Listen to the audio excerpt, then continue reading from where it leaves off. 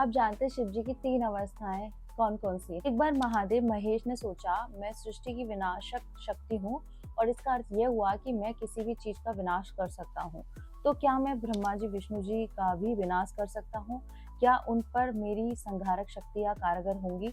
महेश जी के मन में ये विचार चल रहे थे, जिन्हें ब्रह्मा जी और विष्णु जी समझ गए। वे जान गए कि महेश के मन में अपनी शक्ति को लेकर प्रश्न चिन्ह उठ रहे हैं, जिन्हें वे दूर कर आत्मनन करना चाहते थे। वे दोनों मुस्कुराने लगे, पर ब्रह्मा जी बोले, हे महेश, अगर आप अपनी शक्तियों को जांचना ही चाहते हैं तो मुझसे ही शुरुआत कीजिए। मैं ये जानना चाहता हूँ कि क्या मेरी उत्पत्ति कारक शक्ति समाप्त हो सकती है? क्या स्वयं की अविनाशी मुझ ब्रह्मा का विनाश संभव है?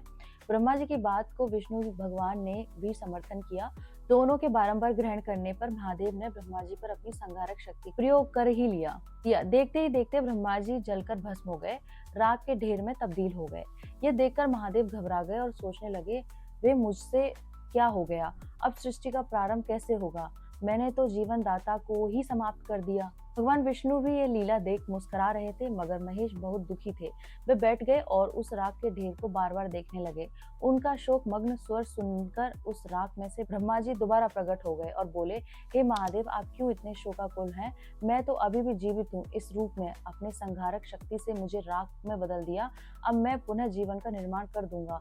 आपने जब मुझे समाप्त करने पर राख की रचना की, आगे उस राख से कुछ और रचना होगी। जहाँ विनाश होता है वहीं से सृजन होता है।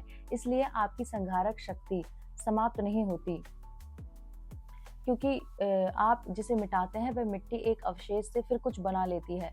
अब महेश के प्रहार झेलने की बारी विष्णु जी की थी। वे मुस्कुराए और बोले, महादेव, मैं संसार का रक्षक और पालन करता हूँ। देखिए आपकी शक्ति मुझ पर क्या असर डालती है। क्या मैं आपके प्रहार से बच पाता हूँ या नहीं? उनके बार बार अनुरोध करने पर परमेश्वर ने विष्णु जी को भी अपनी शक्तियों से भस्म कर दिया। अब विष्णु जी के स्थान पर केवल राख का ढेर था, मगर उस राख के ढेर से विष्णु जी की आवाज आ रही थी, महादेव, मैं अमर हूँ और मेरा गुणारूपता में बस ये राख में बदल गया है। आप अपनी शक्तियों का प्रयोग इस प्रकार कर भी लीजिए जब तक इस राख का अंतिम कण भी समाप्त न हो जाए। भगवान शिव ने अपनी शक्तियों की ओर तेज कर दिया और राख जलने होनी शुरू, मगर राख का नाश न होकर बस अग्नि बढ़ा। भगवान शिव ने सारी शक्तियों का तेज लगाया, परंतु वे अमर रूप समाप्त नहीं कर पाए। भगवान विष्णु पुनः प्रकट हो गए, जिससे यह स्पष्ट हो गया कि भगवान शिव की संहारक शक्ति से उनकी अमरत्व परिवर्तित हो सकती है, किंतु समाप्त नहीं। अब महेश ने एक कदम और आगे सोचा कि ब्रह्मा जी और विष्णु जी को सीधा समाप्त नहीं कर सकता, तो अगर सृष्टि के तेज का विनाश कर लूं तो क्या होगा? अंत नहीं होगा तो आरंभ नहीं होगा।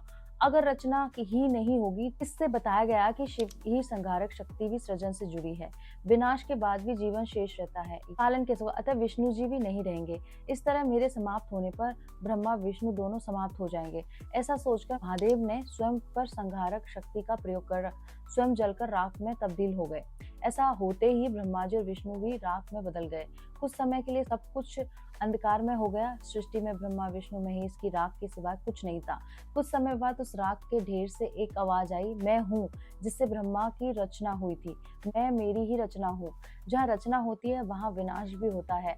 इस तरह इस राख को पुनः ब्रह्मा जी ने उत्पन्न किया और उनके बाद विष्णु जी और फिर महेश जी। सृष्टि का यह चक्र निरंतर, जहाँ रचना होती है वहाँ पहले सुरक्षा आती है, उसका पालन होता है और फिर विनाश होता है। इस चक्र को कभी नहीं रोका जाता। इसलिए स्वयं प्रभु भी चाहे तो त्रिदेव शक्तियां विनाश अनुभव करेंगी ही। उस आधार पर राख को महादेव ने इस घटना की स्मृति के रूप में अपने शरीर पर धारण कर लिया। वे शिव नाम कहलाए, जिसमें ब्रह्मा विष्णु महेश तीनों तत्व शामिल थे। कहानी का अर्थ यह समझना है कि जब सृष्टि में कुछ नहीं बचा, जब महादेव स्वयं भस्म हो गए, लगा कि सब कुछ खत्म हो चुका है, अब कुछ भी शेष नहीं। फिर भी उस विनाश को देखने वाले, अनुभव करने वाले शिव, मूल चेतना उपस्थित शिव होंगे, तो उनकी सृजनात्मक शक्ति ब्रह्मा, पालनकर्ता शक्ति विष्णु जी और संहारक शक्ति महेश जी रहेंगी, जो सृष्टि को शिव की भस्म से यानी प्रकृति के तत्वों से पुनः नए सिरे से रचा देंगी, जैसे इस सृष्टि की शुरुआत हुई थी। तो ये जानकारी अच्छी लगी है तो शेयर कर दीजिए और मेरे साथ बोलिए, ओम नमः पार्वती पते हर हर महादेव, शिव शंभो, राधे कृष्णा।